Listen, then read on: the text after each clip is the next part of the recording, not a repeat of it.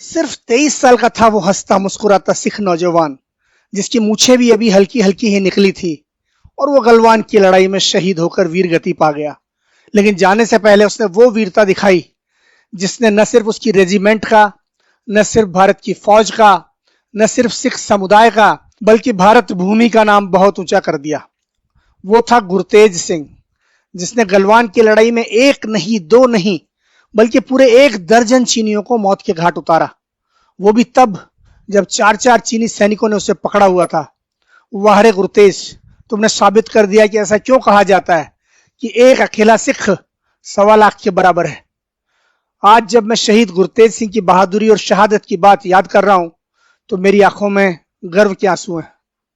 शहीद का वीडियो है दोस्तों, पूरा देखना और अपनी आंखों में बसा लेना। दोस्तों, ये कहानी उन चंद कहानियों में से एक है जो सीमा पर तैनात हमारी फौजों से हम तक पहुंची है। ये सरकारी जरियों से नहीं आई है, बल्कि खुद हमारे वीर जवानों ने इस बेमिसाल शहीद की कहानी एक पत्रकार सुबीर भौमिक तक पहुंचाई।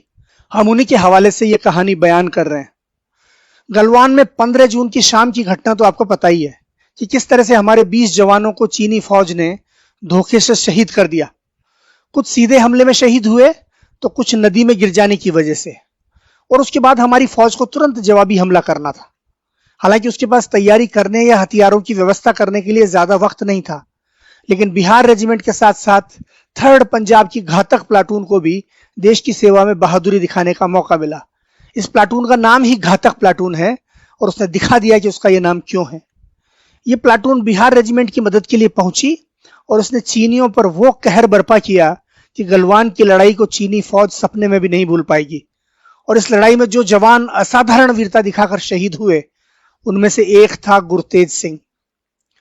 जो सिख जवान रेजिमेंट की मदद के लिए दौड़े उनमें 3rd पंजाब घातक रेजिमेंट के साथ साथ मीडियम आर्टिलरी के सिख गनर भी थे।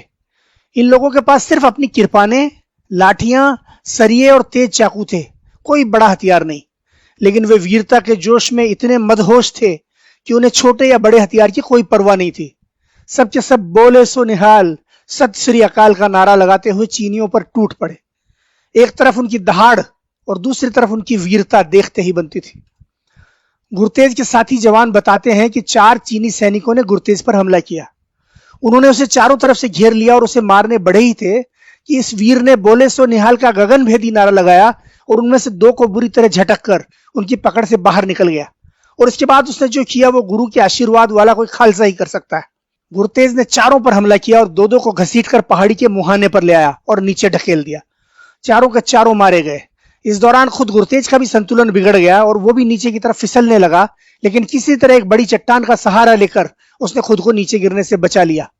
4 चीनियों को नरक के हवाले करने के बाद भी गुरतेज की दिलेरी देखिए कि वो कुछ और चीनियों पर भूखे शेर की तरह टूट पड़ा।